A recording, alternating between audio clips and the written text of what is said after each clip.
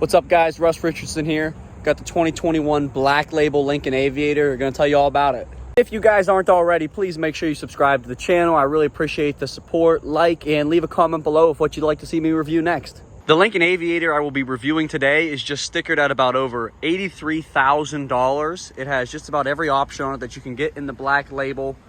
We have the pristine white here with the Alpine Chalet interior, and this is just beautiful. Notice here how you have the exclusive Black Label grille. Really nice look there, just to let you know that it is a Black Label. These are actually Lincoln logos too. This is the inverse grille. So if you've ever seen the regular style Aviator, this is the opposite of that. So they inverse the grille. Up here you have the illumination package, so you get the upgraded LED headlamps, and you get the Lincoln logo that lights up at night. It looks really awesome. Front sensors on the bottom, part of the Co-Pilot 360 Plus package. That gives you a ton of other driver assistance options that we'll dive into here in a minute.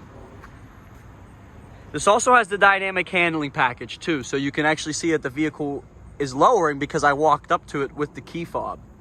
So when you walk up to the vehicle, it'll actually lower the vehicle to make it easier to get into. And when you start it, it'll raise back up.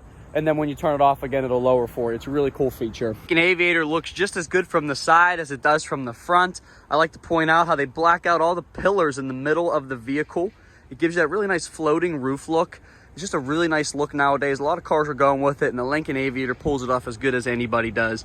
You also have your beautiful 22-inch painted pocket rims. Hidden detail, they actually put lines through the Lincoln logo if it's a Black Label. So just a subtle detail there, just making it special for the Black Label. Around the back here, very simple in the back here. Not a ton going on. You know, you don't have those badges that say Aviator 3.0, twin turbo, all-wheel drive. Lincoln does like just a cleaner look. For any car nuts out there that like keeping their cars clean, this is a real small hidden detail. But the exhausts are actually bored out in the bottom. So the exhaust smoke comes out the bottom. It keeps the tips clean. So you never have to worry about cleaning your tips. They're always going to be looking clean, and the smoke comes out the bottom. It looks pretty cool. And then for visibility and just styling purposes, they did put the windshield wiper up under here. Don't know if you can see that under there, barely. But makes the back of the vehicle just look a lot cleaner, and it really helps visibility a lot. But this thing is just gorgeous all the way through. They did a really good job with this. I like how the badging on the side says Aviator, and it's when you get the Black Label, it's all blacked out, and it just looks super, super good. And then you get the chrome mirrors as part of the Black Label option as well. But in terms of the exterior, Lincoln definitely knocked it out of the park with this one. All right, so we're gonna start in the back and work our way up to the front. This is the Alpine Venetian leather. This is called the Chalet theme. So if you're doing any research on the Aviator, this is what the Chalet theme looks like. The bucket seats in the back are definitely the way to go. If you need a bench, I understand. But when you get the bucket seats in this center console here, it just looks gorgeous. They did such a great job back here. Area of concern for the Aviator is definitely the third row. There's not many vehicles in this segment that have a big third row. But like them all, it is pretty tight back here. You know, you can fit adults back here, but it is just not preferable. Definitely want to go up to the Navigator if you're going to have people in the third row very, very often. You're going to be in the second row. There's tons of leg room back here. I'm 5'10". I fit perfectly fine back here. These seats do recline too, so if you pull this lever, you can lean back a little bit. The seats are on a swivel too, so you can slide them forward and back. So if you do have somebody behind you, you can give them a little bit of leg room. When it comes to second row amenities, there's not many vehicles that do it better than the Aviator. You have this little screen down here. You have access to the heated and cold seats for both captain's chairs.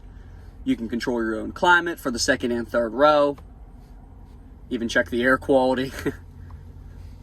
You can control the 28 speakers that are in this vehicle. You can change the volume, do a ton of stuff there, and turn it back off. And this is just something real slick, but I do like this calm screen. It just lets the clouds roll and shows you the time. You are able to control part of the panoramic roof screen back here. So if you're getting a little too much sun, or you want to take a nap and get a little darker back here, you can close that. And then you do have your privacy shades on the side here. If the Aviator didn't offer 30-way adjustable seats in the front, I'd probably want to spend most of my time in this back seat, not gonna lie. It's a lot of room back here, ton of amenities, but those massage seats we're about to talk about do make sitting in the front worth it. Up front, we got a ton going on here. Over here, you can see your seat control. So you have your headrest, backrest, shoulder blades, legs, thigh extenders. I mean, this seat moves a million different ways. You can see your shoulder blades there. The headrest is adjustable. You have your thigh extenders. Get that moving there. Up front here is just gorgeous the way Lincoln laid it out. Like I said, you have your Venetian leather up here, super soft and supple. You have your real wood trims up here. This dash just feels amazing. I like how they give you the option of buttons and the touchscreen, so you get a little bit of both. It is just gorgeous up here. They did a really good job. Lots of cool features to talk about up here. One of Lincoln's newest features, if you see here, you have your cruise control buttons, but they're not lit up yet. That's because this is a contextual steering wheel. So the buttons come and go as you need them. So if you want to use cruise control, you just hit this and select it, and now it's lit up. This is Lincoln's new lane centering technology. It's like lane keeping on steroids. It actually drives the car for you on the highway when using adaptive cruise control. So that's a really cool feature. And I do know they're improving upon that with the Navigator. So we have some new tech coming with that. All your driver's assistance options are standard in the black label. Automatic braking in the front, automatic braking in the rear, lane keeping, lane centering, adaptive cruise control, blind spot warning, and more. Over here with your infotainment screen, super easy to use. This is Sync 3.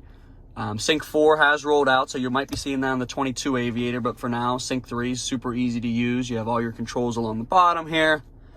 You have some fun stuff in here too. I always like to point out the ambient lighting option. So at night, you can pick your favorite color to come on, which is really cool. If you go into the settings here also, you can adjust your additional settings. So you have 3 different additional lumbar supports that you can adjust. And then you have your side bolsters and your hip bolsters that can come in tight on you or loosen up. And then you can go ahead and turn on your massage. You have a couple different options there, and then you have the option of putting it on low, medium, and high. And you do have all these options on the passenger seat as well, which is awesome. The thing I'm not personally a fan of is where the wireless charger is located.